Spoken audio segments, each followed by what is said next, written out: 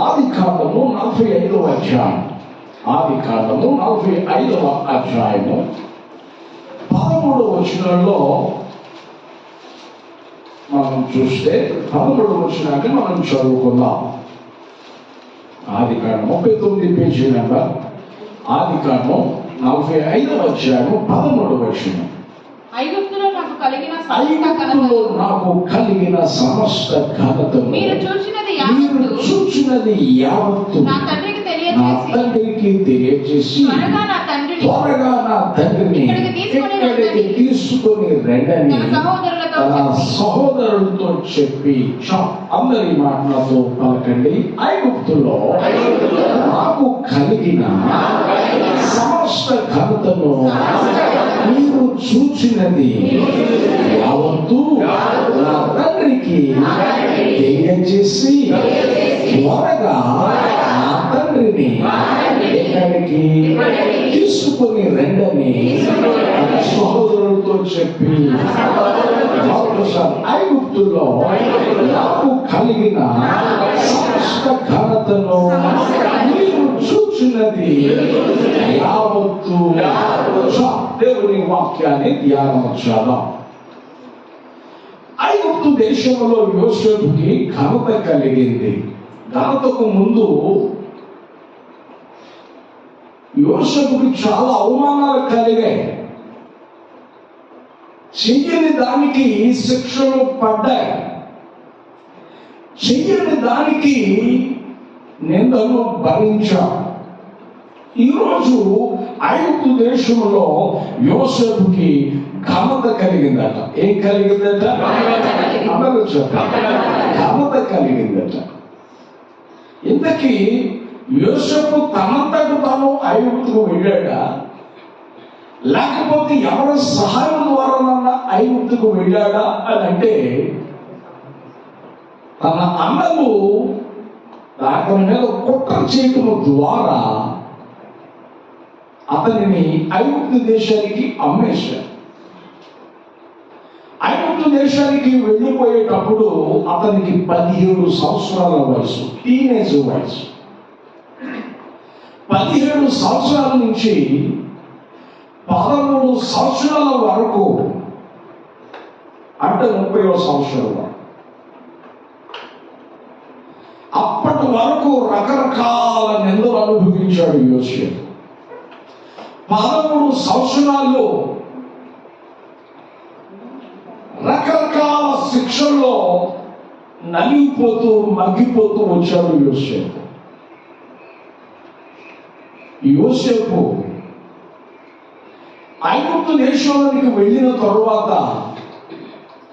నలుగురితో చెడిపోలేదు, కానీ వారిని చూసి అతని ఆత్మీయ జీవితానికి ఎసరు పెట్టుకోలేదు. కానీ తండ్రి దగ్గర తన స్వదేశంలో ఉన్నప్పుడు ఏ దేవుని మీద ఆధారపడ్డాడో, ఏ దేవుని మీద విశ్వాసం ఉంచాడో, బానిసగా అమ్మివేయబడిన ఆ ప్రాంతంలో కూడా అదే దేవుణ్ణి ఆశ్రయించడం, అదే దేవుణ్ణి కలిగి ఉండటం నేర్చుకున్నాడు. ప్రాంతం మారిన దేవుణ్ణి మార్చలా, భాష మార్చిన దేవుణ్ణి మార్చలా. స్తోత్రం చెప్పాలి.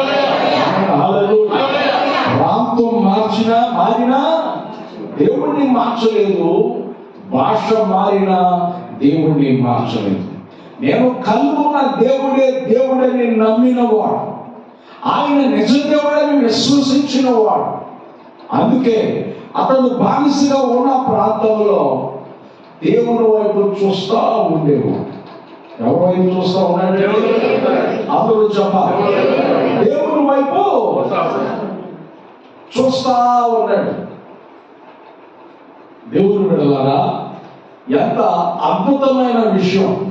అసలు ఐగుప్తు దేశంలో ఒకడు పరాయివాడు బానిస వందడం అనేది బహు కష్టం. నిర్గమకాండలో రాయబడింది, వారు ఇష్టపరచుకున్నట్లు, వారు ఇష్టపరచుకున్నట్లు వారి యుక్తిగా జరిగించడం రెండని ఒకరికొకరు ఐగుప్తీయులు ఒకరికొకరు ఏకమై వారిని గాయపరిచి తొక్కేశారు. ఐగుప్తులు ఎదగాలి, బాగుండాలి కానీ వేరొకడు వారి మధ్యలోకి వచ్చి ఎదిగితే ఎదగనీరు, తొక్కేస్తారు. వాళ్ళ అభివృద్ధిని వాడలేరు, వాళ్ళ విస్తరించడం తట్టుకోలేరు.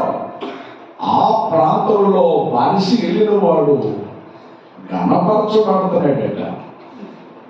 ఎంత అద్భుతమైన విషయం! దేవుని ద్వారా ఘనపరచబడుతూ ఉన్నాడు. నేను అడుగుతాను, భాషను బట్టి ప్రాంతాన్ని బట్టి దేవుని మరిచిపోవాలా? ఏ భాష మధ్యలోకి వెళ్ళినా, ఏ ప్రజల మధ్యలోకి వెళ్ళినా, ఏ భాష కలిగిన ప్రజల మధ్యలో జీవిస్తున్నా అతడు మాత్రం దేవుణ్ణి మరిచిపోలేదు. దేవుడికి ప్రార్థన చేస్తా ఉన్నాడు. దేవుని మీద తన ఫోకస్ పెట్టాడు. స్తోత్రం చెప్పాలి. బైబిల్లో మనం చదువుకుంటే చక్కటి విషయం బైబిల్ సెలవిస్తూ ఉంది. చాలా మంది ఐగుప్తు దేశానికి వెళ్ళిపోతా ఉన్నారు. ఐగుప్తీయులు వాళ్ళ స్వబుద్ధిని ఆధారం చేసుకుని బ్రతుకుతా ఉన్నారు. ఐగుప్తీయులు చూసిన కొంతమంది ఆయా దేశ ప్రజలు కూడా వాడు స్వయిస్తాన్ని చేసుకుంటూ పతనమైపోతూ వచ్చారు.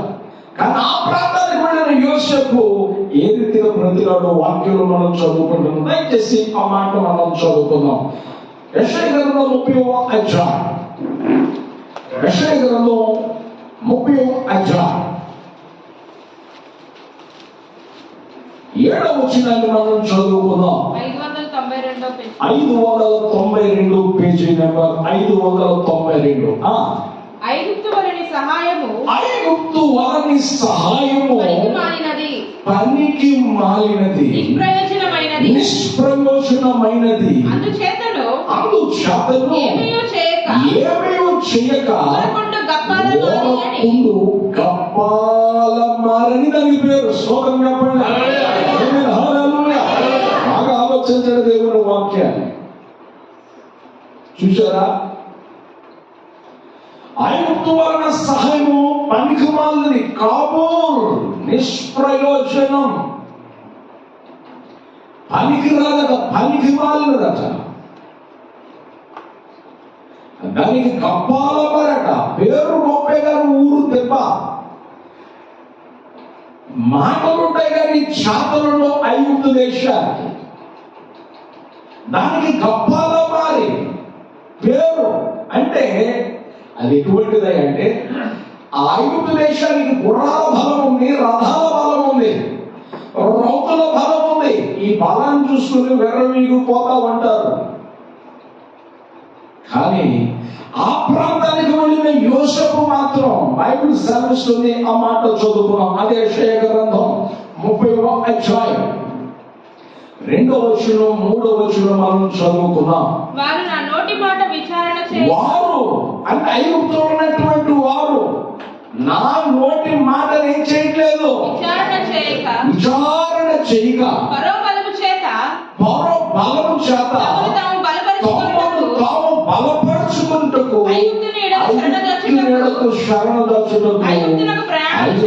ప్రయాణం చేస్తా ఉన్నారు. ఫరో వలన కలుగు బలము నీకు అవమానకరమగును. ఐగుప్తు నీడను శరణదొచ్చుట వలన సిగ్గు కలుగును. స్తోత్రం చెప్పండి. ఐగుప్తు వలన సహాయం అంటే లోక సంబంధమైన సహాయం, సిగ్గు, అవమానం. చాలా బాధాకరమైన విషయం. ఆ ప్రాంతాలకు వెళ్ళిన యోసేపేమో దేవుని నోటి మాటను విచారణ చేస్తున్నాడు. ప్రభా, ఈ దినం కాని ప్రాంతంలో ఉన్నాను, నా స్వచిత్తాన్ని నా స్వయిస్తాన్ని చేసుకోవడానికి నాకు హక్కు లేదు. నా మీద నువ్వు అధికారిగా ఉన్నావు, నా మీద నువ్వు ప్రభువుగా ఉన్నావు, నా మీద నువ్వు దేవుడిగా ఉన్నావు. కనుక నీ ఇష్టాన్ని నీ చిత్తాన్ని చేయడానికి నేను ఇష్టపడుతూ ఉన్నాను. భాష మారినా ప్రాంతం మారినా నా దేవుడా నేను నిన్ను మార్చుకోలా. స్తోత్రం చెప్పండి. హల్లెలూయా. నేను నిన్ను మార్చుకోలేదయ్యా. నాకు దిక్చూచి నీవే, నా దిక్కు నీవే, నా ఈ పరిస్థితుల్లో నీ సహాయం నాకు అందించు, నీ చిత్తాన్ని తెలియజేసి నన్ను నడిపించని దేవుని యొక్క విచారణ చేస్తామని కనిపెడుతున్నాడు, ప్రార్థన చేస్తూ ఉన్నాడు. స్తోత్రం చెప్పండి. దేవుని చిత్తంతో తొందరగా అర్థమైపోవు. మనం తిన్న భోజనమే అడిగేదానికి కొంత సమయం పడుతుంది, అవునా కదా? ఓ 40 నిమిషాలు గంట పడుతుంది. అట్లాగే దేవుని చిత్తం కూడా ఏమంటారు అర్థమైపోదు. నువ్వు బైబిల్ చదువుతా ఉంటే దేవుని చిత్తం, చదివిన దాన్ని అమలు నుంచి నడిస్తే దేవుని చిత్తం, ప్రార్థన చేస్తే ప్రార్థనలో దేవుని చిత్తం కూడా నీకు తెలుస్తుంది. స్తోత్రం చెప్పాలి. ఇప్పుడు ప్రార్థన చేయి, వాక్యాన్ని చదువు, ప్రార్థించావు, ధ్యానించావు, ప్రార్థన చేయి. ప్రార్థన చేస్తే ఈ దినము నీకు ఆశీర్వాదకరంగా ఆరంభించబడుతుంది. ఈరోజు ఏం చేయాలో దేవుడు నీకు తెలియచేస్తాడు. నువ్వే మార్గంలో వెళ్ళాలో దేవుడు నీకు తెలియచేస్తాడు. దేవుడు ఉన్న గొప్పతనం అటువంటి. స్తోత్రం చెప్పండి. ఆమేన్, హల్లెలూయా. అసలే ఐగుప్తు దేశానికి వెళ్ళాడు యోసేపు. పోతీఫర్ అనేవాడు కొనుక్కున్నాడు. అతడేమో కాలం చూసేవాడు, మాసాన్ని చూసేవాడు, సంవత్సరాలను చూసేవాడు. బొట్టు వచ్చిన బిడ్డ వచ్చిన కలిసి వస్తుందా లేదా అని ప్రతిదీ పర్టికులర్ గా పట్టించుకునేవాడు. అతని ఇంటికి యోసేపు వెళ్ళగానే అతని దేవుడు అతనికి తోడై ఉండటం అతడు చూసి యోసేపు వచ్చిన దగ్గర నుంచి పాల పొంగల మారిపోయిందట. యోసేపు ఆ ఇంట్లో అడుగు పెట్టిన మొదలు ఎట్లా మారిపోయిందట చెప్పాలి గట్టిగా. పాల పొంగల మారిపోయిందట. ఎంత అద్భుతం! అది చూసిన పోతీఫరు యోసేపుని ఏమనకుండా, కొట్టకుండా, తిట్టకుండా కాస్త తన వరకు మాత్రం గారాభంగానే చూస్తున్నాడు అనుకోవాలి. స్తోత్రం చెప్పండి. తన వరకు ఏం చేస్తున్నాడు చెప్పాలి గట్టిగా, గారాభంగా చూస్తున్నాడు. నేనేదో పశ్చిమ గోదావరి జిల్లా సైడు అవి చూస్తే దిగంబర స్వామి అంట. అతని ఇంట్లోకి తీసుకెళ్ళి కొట్లోకి తీసుకెళ్ళి కూర్చోబెట్టారు. ఆడేమో గళ్ళ పెట్టి కాలుతో తొక్కుతున్నాడు, తన్నేస్తున్నాడు. ఏమో పిచ్చి పిచ్చి పని చేస్తున్నారు. ఆయన ఇంకొక ఆయన ఆహ్వానించిన ఆయన మాత్రం పేపర్ చదువుకుంటున్నాడు, పట్టించుకోవట్లేదు. వ్యాపారస్తుడు షాపులో ఆయన పెడితే ఆ కుర్రోడు అన్ని కాలుతో అట్ట ఇచ్చాడు. ఆ దిగంబర స్వామి వాడు అడుగు పెడితే వాడు ఏది తగిన అంత మంచిగా జరుగుతుందంట. ఇంకా నయ్యం 6 నెలల స్తోత్రం అంత మంచి జరుగుతుందట. గళ్ళ పెట్టలేదన్నా దేని పట్టి తగిన పట్టింటి వంటలా తనతో వస్తా ఉన్నారు, తనతో వస్తున్నాడు అతను. దేవుడు బిడ్డలారా మీరు ఆలోచించండి. యోసేపు అడుగు పెట్టగానే ఆ ప్రాంతమంతా ఇల్లంతా పావనమైపోయింది. అది తెలుసుకున్న ఆ పోతీఫరు చాలా గర్వంగా పెంచాడు, చూసుకున్నాడు. బానిసే అయినా బానిస చూడకుండా తన ఇంట్లో కాస్త స్వీచినిచ్చి చేస్తున్నాడు. అయితే ఎట్లా ఉండాలి, యోసేపు వయసుకు వచ్చేసాడు, మంచి వయసుకు వచ్చాడు. మంచి వయసుకు వచ్చి మంచి అందగడగా కనిపిస్తుంటే ఆ పోతీఫర్ భార్య ఇద్దరు కన్నేసి కన్నేసి, ఇదిగో నీవు నా ఇంట్లో ఉన్నావు కాబట్టి, మన ఇద్దరం ఉన్నాం కాబట్టి నీ పనులు చేసుకుంటున్నావు, మంచిదే, నువ్వంటే నాకు చాలా ఇష్టం, కాబట్టి నాతో ఉండాల్సిందే అని అంటే ఆయన అన్నాడు, అమ్మ ఇంట్లో ఉన్న అన్ని అప్పగించాడు కానీ నా యజమాని నాకు అప్పగించడు, నువ్వు నాకు పైన ఉన్నదానివి, నిన్ను నాకు అప్పగించదా, కాబట్టి ఇంత ఘోరమైన నీచి కార్యం నేను దేవుని దృష్టిలో పారిపోతాను, ఇది ఘోరం, నేను చేయను అని పారిపోయాడు. అతని వస్త్రం భుజంలో ఉన్న తుండు తీసుకుని దాగి పెట్టు. యోసేపుని అల్లరాలం చేసి చెయ్యని దానికి శిక్ష అనుభవించాడు యోసేపు. జైల్లో వేసిన బట్టలు కట్టుకున్నాడు. గారాబంగా చూసినటువంటి వ్యక్తి జైలు తోసేసాడు. ఎన్నో రకాలుగా చిత్ర హింసలు అతడు అనుభవించాడు.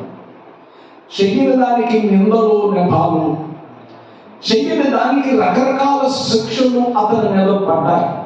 అయినా ఆ శిక్షలు నాకే ఎందుకు వచ్చినాయి, చెయ్యని దానికి దేవుడు లేడా, దేవుడు చూడలేదా అని అనుకోవాలా. అంతా నా మంచికే, అంతా నా మేలుగా అనుకున్నాడు ఆయన. స్తోత్రం చెప్పాలి. అదే మనమైతే ఆ సిచ్యువేషన్ మనం ఉంటే అసలు దేవుడు లేదు, మరొకటి లేదు అని మనం నిర్ధారణ చేసుకుని బయటకు వచ్చేసేవాడు. గర్వోపసి అయిపోయేవాడు.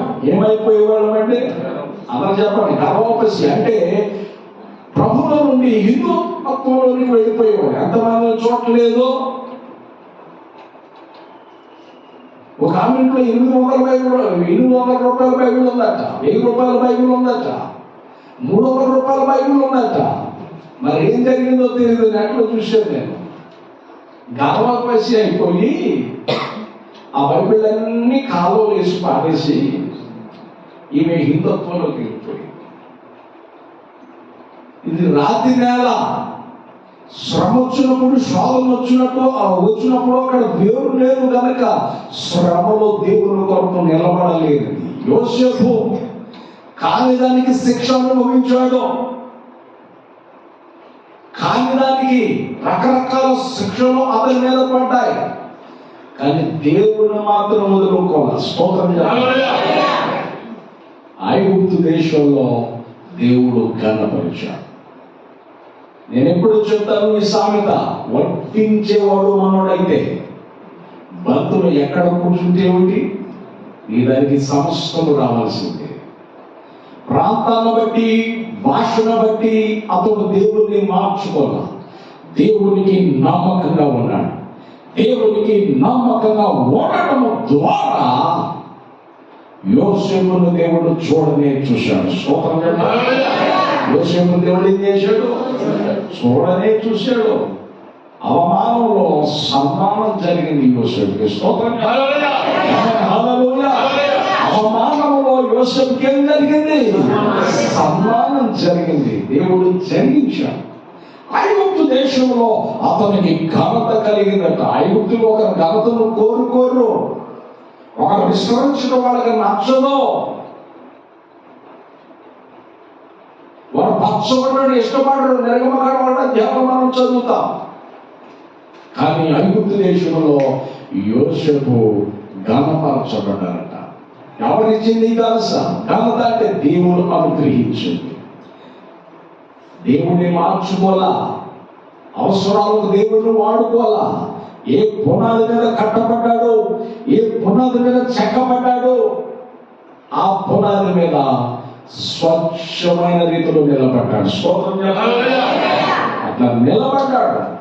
దేవుడు చూశాడు. ఇప్పుడు ఐగుప్తు దేశంలో కనపరిచాడు. తన సహోదరుని పిలిచి, నాకు కలిగిన ఘనత నాన్నకి చెప్పండిరా, వెళ్ళండ్రా అన్నారా అని అన్నారు. మీరు ఐగుప్తు దేశంలో అన్వేషింది, మీరు కీడు కలుకోబాకండి.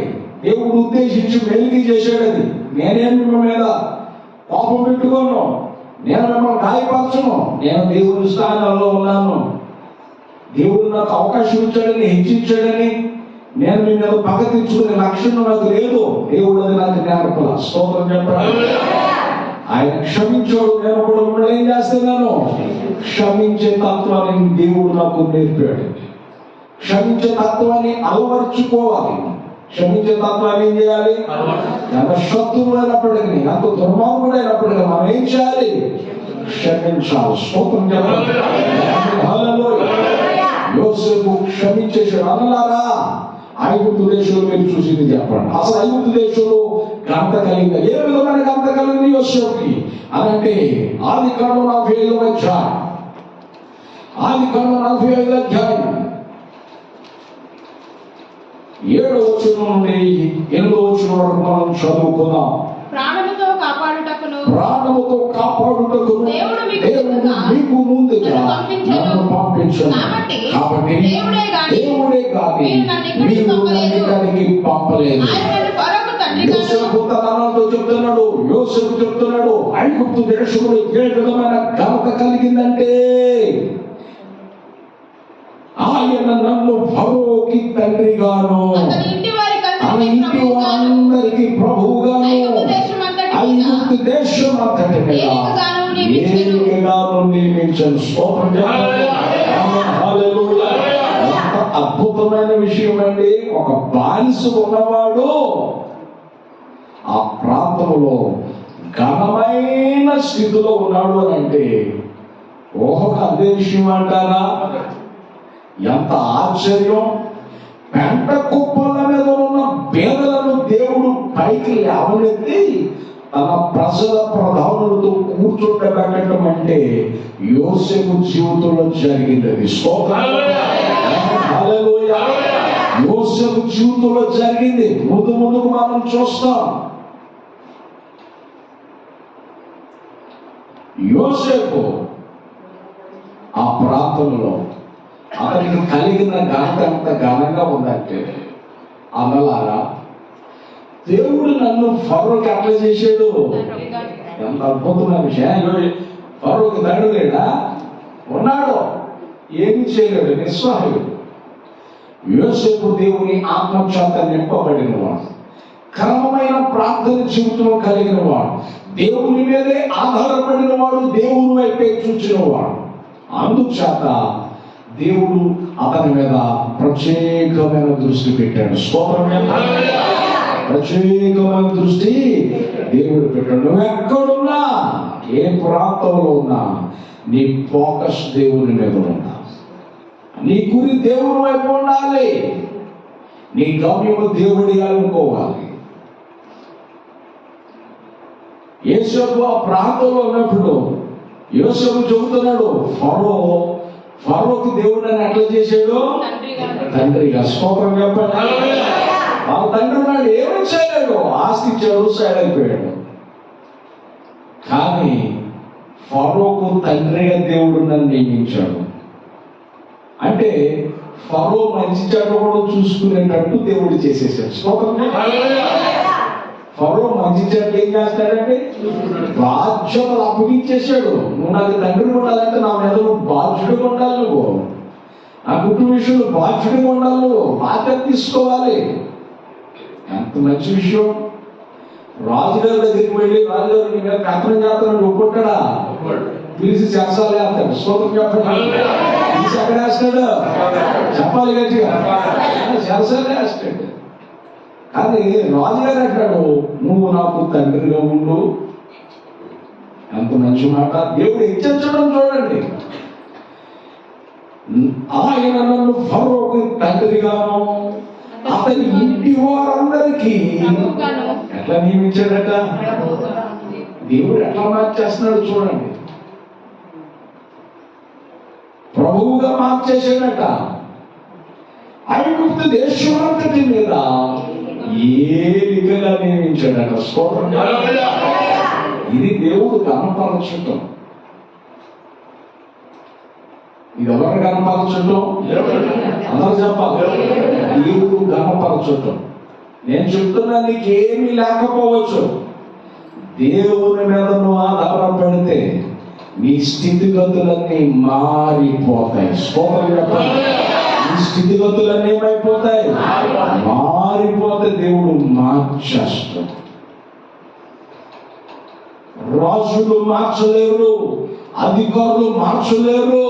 మన ప్రతి పరిస్థితుల్లో చేసేవి రకరకాల వాళ్ళు రకరకాలుగా హామీలు చేస్తారు, నెరవేర్చుకోలేరు. కానీ మన దేవుడు మాట ఇచ్చి మాట తప్పేవాడు మాత్రము కాదు. వాగ్దానం చేసిన దేవుడు నమ్మదగిన వాడు. దాన్ని నెరవేర్చడానికి శక్తివంతుడు, సమర్థుడు ఆయన. అందుకే బైబిల్ మనం చదువుతున్నాం. యోసేపును దేవుడు కనపరిచిన లేదా చాలా అమోఘం. ఇక్కడ ఈ రీతిగా కనపరిచాడు. మరొక రీతిలో క్రియారూపకంగా దేవుడు కనపరిచాడు. ఏ రీతిగా కనపరిచాడు అని అంటే, ఆదికాండం 41వ అధ్యాయం, ఆదికాండము 41వ అధ్యాయం 40వ వచనం నుండి 44వ వచనం వరకు మనం చదువుకుందాం. నీవు నా ఇంటికి అధికారి అయి ఉండవలెను. ఇందాకేమో నువ్వు నాకు తండ్రి ఉండాలి, నా ఇంటికి ప్రభువుగా ఉండాలి అన్నాడు. ఇప్పుడేమో నీవు నీవు నా ఇంటికి అధికారివై ఉండవలెను. అధికారివై ఉండాలి. నా ప్రజలందరూ నీకు నా విధేయులై ప్రజలందరూ నీకు విధేయులై నీకు ఉందురు. విధేయులై ఉందురు. స్తోత్రం చెప్పాలి. ఎంత అద్భుతమైన విషయం మాకు దీన్ని వివరణ ఇస్తున్నా వాళ్ళు చూడండి. యోసేపు బానిస ప్రాంతానికి బానిసగా వెళ్ళాడు. ఎవరు చెప్పునా ఎవరు ఏది చెప్పునా చేయాలి. స్వేచ్ఛ లేదు. అందరికి విధేయుడు కొన్నాడు. వాళ్ళు కొట్టేవాళ్ళు, తిట్టేవాళ్ళు, చీకొట్టేవాళ్ళు, పెడితే పెట్టేవాళ్ళు, లేకపోతే నెట్టేసేవాళ్ళు. ఎన్ని రకాలుగా అవాకులు చవాకులు రకరకాలుగా పేరిపోయిన బానిస కాబట్టి చచ్చి బ్రతికాడు. అదే ప్రాంతంలో దేవుడు హెచ్చిస్తే ఆ ప్రజలందరూ కూడా ఈయనకి విధేయులయ్యారు. స్తోత్రం చెప్పండి. హల్లెలూయా. ప్రజలందరూ ఏమయ్యారు? ఈయనకి విధేయులు చేశాడు. ఎంత అద్భుతం దేవుని వాక్యం. దేవుడు మంచివాడై ఉన్నాడు, మానని వాడై ఉన్నాడు, మన పరిస్థితులను మార్చగలిగిన దేవుడై ఉన్నాడు. అందుకే బైబిల్లో మనం చదువుతున్నాం, నా ఇంటికి నీవు అధికారులై ఉండాలి, నా ప్రజలందరూ నీకు విధేయులై ఉండాలి. సింహాసన సింహాసన విషయంలో మాత్రమే నీకంటే పైవాడనై ఉందునని యోసేపుతో చెప్పాడు. మరియు ఫరో చూడుము, యోసేపు అక్కడ చూడకి చూడు, చూడుము, ఐగుప్తు దేశం అంతటి మీద నిన్ను నియమించి ఉన్నానని. ఏం చేశాను? నిన్ను నియమించి ఉన్నానని. ఇంటిగా ఉన్నావు నువ్వు. ఆ ఇంటి కాదా, నిన్ను మొత్తం ఐగుప్తు దేశం అంతటికి అధికారిగా చేసేస్తున్నా. స్తోత్రం చెప్పండి. హల్లెలూయా. బానిస ప్రధానమంత్రి అయిపోయాడు. మన ప్రధానమంత్రి గారు టీ వ్యాపారం చేసుకునేవాడట.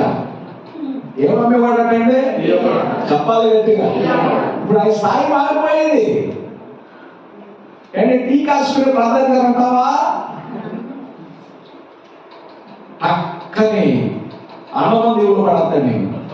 స్తోత్రం చెప్పండి గట్టిగా. హల్లెలూయా. అంత పవర్స్ ఉన్నాయి ఆయనకి. ప్రధాని బానిస ఆ ప్రాంతంలో ప్రధాని అయిపోయాడు యోసేపు. టీ కాసుకునే మోడీ గారు ప్రధానమంత్రి అయిపోయారు. స్థాయి మారిపోయింది, పేరు మారిపోయింది. కోట్ల రూపాయల కార్లు తిరుగుతున్నాడు ఆయన నడుస్తుంటే ఆయన చుట్టూ ఎంతమంది సెక్యూరిటీ ఉంటారండి. ఆయన వస్తుంటే ఎంతమంది పోలీసులు, ఆంధ్ర అంతా, తెలంగాణ భారతదేశం అంతా ఆయన చుట్టూ ఉండాల్సిందే.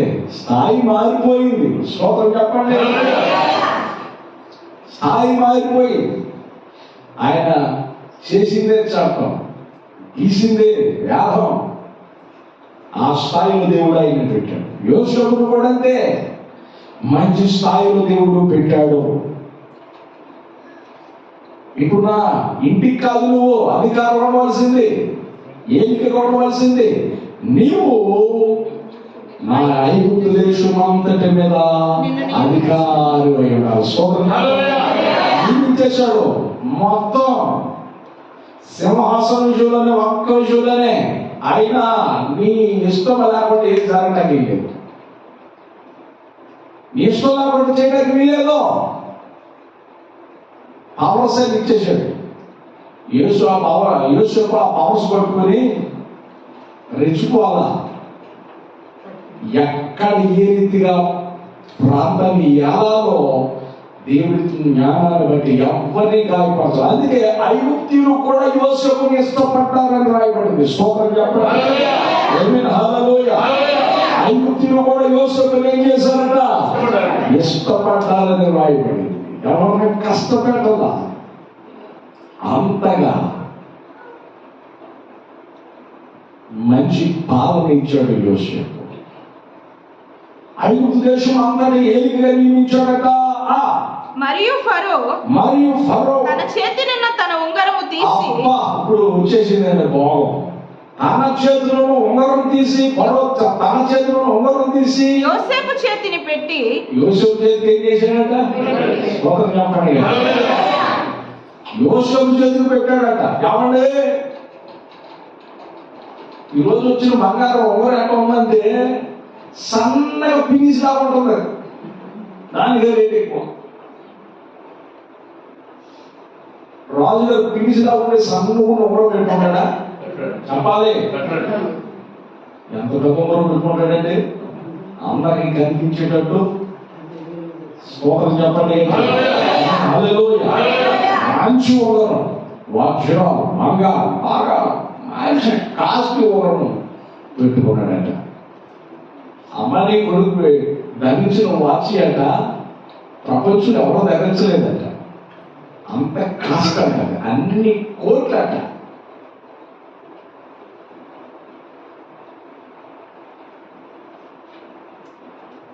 దేవుని విడవరా, దేవుని వాక్యం సాధిస్తుంది. యోసేపుకు దేవుడు బంగారం ఉంగరం పెట్టాడట. ఆ ఉంగరం అధికారపు ఉంగరం. అధికారం ఏం చూసేస్తుంది? ఆ ఉంగరం ఏం చూసేస్తుందంటే అధికారాన్ని చూసేస్తారు. అధికారపు ఉంగరం పెట్టగానే సంతోషపడిపోతానండి, ఆనందపడిపోతానండి. ఎప్పుడైనా నా ఒంటి మీద బంగారం వస్తుందని ఆలోచన చేశాడా? దేవుడు గణపరిస్తే ఇట్లా ఉంటుందని చెబుతూ ఉన్నాడు. దేవుడు తనని గణపరిచాడు. ఇందాక ఆ రీతిగా గణపరిచినప్పుడు చేతలతో క్రియలతో దేవుడు గణపరుస్తున్నాడు. బంగారు పొగరు పెట్టాడట. సన్నపు నారబట్టలు అతనికి సన్నపు నారబట్టలు అతనికి తొడిగించి స్తోత్రం చెప్పండి. ఏ మాటలండి? సన్నపు నారబట్టలు, రాజవస్త్రాలు. జగన్ గారు ముఖ్యమంత్రిగా ఉన్నప్పుడు ఒక టీవీలో ఒక విషయం చూశాను నేను. జగన్ గారు వేసుకునే ప్యాంటే షర్టు 15,000 ఒక్క షర్ట్ కలిగి చీపట. మరి ప్యాంట్ గారు తెలియలే. చెప్పులు కూడా చాలా ఖరీదట. ఆయన తాగే మినరల్ వాటర్ వచ్చి చాలా ఖరీదట. అయ్యని నేను చెప్పలే, చాలా ఖరీదట. 15,000 ఉంటే నీకు నాకు వెళ్ళిపోతుంది నెల అంతా. స్తోత్రం చెప్పండి. 15,000 రూపాయలు ఒక షర్ట్ ఖరీదు, మరి ప్యాంట్ ఖరీదు అంతా మనకు తెలియదు. దేవుని బిడ్డలారా, యోసేపు అప్పటి వరకు జల సంబంధమైన వస్త్రాలు వేసుకున్నాడు. ముద్ర పడిపోయింది. ఇక్కడ ఒక ఖైదీ మాసిపోయి ఉడుకు పట్టేసింది. అది వాసన పుట్టే వస్త్రం, జల సంబంధమైన వస్త్రాలు వేసుకున్నవాడు ఈరోజు రాజ వస్త్రాలు ధరించాడు. స్తోత్రం చెప్పండి. ఒకసారి నేను ట్రైన్లో ఇంటికి వస్తా ఉన్నా, 20 రూపాయలకి చేరానండి. ఎంత అన్నాడంటే 20 రూపాయలకి చేరంటే 2,000 రూపాయలు దాకా నా దగ్గర ఉన్నాయి. ఓ 15 మొబైల్ తీసుకెళ్ళిపోతే చక్కగా పాత్ర చీరమెచ్చారా కట్టేస్తుంది, కస్తారా మనసుదా అనుకున్నా. మైండ్ ఇదంతా వెళ్ళిపోతా ఉంది. తీసుకుందాం అనుకున్నా. ఈలోపు అమలాకం ఉన్నారు కదా, ఆవిడలు అంటున్నారు, ఇగో దీని బతుకు ఒక ఉతికెత్తే తెలిసింది అని అన్నారు. అప్పుడు ఆలోచనలో దీని బ్రతుకు ఒక ఉతికేస్తే దీని బతికేవాడు తెలిసిందా అన్నారు. అప్పుడు ఆలోచన పడిపోయాడు. అక్క మనం తీసుకోవాలనుకుంటున్నాయి, అది తీసుకోవాక మసుకోట కూడా పనికి రాదన్నారు. యేసురక్తం వేది తీసుకొచ్చి లారీ రోడ్డు కమ్మాలని, తీసుకొచ్చి ఎవరు కమ్మాలా? Lorry road కమ్మాలా. మా బాప గుడికి కమ్మాల చూసావా, అత్తమ్మ దానం చేయాలి. స్తోత్రం చెప్పండి. సంతోషంతో తీసుకొచ్చిన పాస్టర్ గారు పెట్టిన టిఫిన్ పెట్టేదా, నాకు భోజనం పెట్టేదా? డబ్బులను తాగలేసేవాళ్ళు ఇక్కడికి వచ్చిన కనుక అనేదేమో వాళ్ళన్నీ ఆలోచన పడి నేను తీసుకోవాలా. 20 రూపాయలు సరే ఎవడేస్తున్నాడండి? 20 రూపాయలకి ఏమొస్తుందండి వాళ్ళని అడుగుతున్నారు. 20 రూపాయలు ఒక ఉతికేసి దాన్ని బతుకు తెలిసి దాంట్లో ఆశ్చర్యం అయిపోయింది. ఆలోచనలు ఆగిపోయేది. లేకపోతే మొత్తం 15 వందలు మొత్తం బట్టలు కుట్టులాగా నేనే తీసుకొచ్చేసేవాడు. వేసుకొచ్చేసేవాడు నేను. అంతగా పుణ్యాత్తం అనిపించింది నాకు. కానీ అది ఎందుకు పనికిరాని వస్త్రం? యోసేపు చాలా సుందరమైన వస్త్రాలు వేసినాడు, చీకిపోయాయి, మురుగు పట్టేశాయి. అటువంటి స్థితి నుంచి దేవుడు రాజ వస్త్రాలు వేసే స్థితికి నడిపించాడు. ఏ వస్త్రాలండి? దేవుడు కనపరచడం చూడండి. బంగారు బొమ్మలు వచ్చింది, తర్వాత రాజవస్త్రాలు వచ్చాయి. ఏమొచ్చినాయండి? రాజవస్త్రాలు వచ్చాయి. రాజవస్త్రాలు ధరించాడు. ఎంత అద్భుతం! రాజవస్త్రాలు ధరించిన ఆయన ఇంకేం జరిగిందట? అతని మెడకు బంగారు గొలుసు వేసి. అబ్బో, యోసేపు గారి మెడ వాసిపోయింది. స్తోత్రం చెప్పండి. హల్లెలూయా. యోసేపు గారికి ముందు చెయ్యి వాసింది, ఏం వాసింది? చేతులు ఏం వాసిందండి? చెప్పండి, చెప్పండి గట్టిగా. ఏరు వాసింది. తర్వాత ఇప్పుడు ఏం వాసింది? రాజుగారు వేసుకునే చైను ఎక్కడ ఉంటది? చెప్పాలి గట్టిగా. ఒక్క చైలా ఉండదు, గేరు వచ్చేలా ఉంటుంది. స్తోత్రం చెప్పండి. హల్లెలూయా. హల్లెలూయా. మనం వేసుకున్న ఏదో సన్నగా స్పీచ్ గా ఉన్న కొలిచేసుకుంటే వాళ్ళకి బట్టలు తీసి నడుతూ ఉంటాం. అవునా కదా? వాస్తవం చెప్పండి. వాటలకు పోతే అసలు ఆయన బట్టలు ఇక్కడ లాగా తీసేసాడు, ఇక్కడ చేసుకున్నాడు. అదేమంటే 1,25,000 బంగారం తీయించాడట. అందరూ చూడాలి ఆయన. స్తోత్రం చెప్పండి. రాజుగారట యోసేపుకి గొలుసేసాడట. అది గీరు గొలుసు రాదు. అది చూసంటే మొయిలాక పాత్రడు అన్నాడు. స్తోత్రం చెప్పండి. అన్నేమో ఏరు వాసిందే, ఇప్పుడేమో వాసిపోయేది. స్తోత్రం చెప్పండి. అంత గొప్ప దేవుడు, అంత కనపరిచాడు దేవుడు. ఎంత మంచి దేవుడు. యోసేపుని దేవుడు ఆ రీతిగా హెచ్చించి అంత మాత్రం తాగిపోయాడా?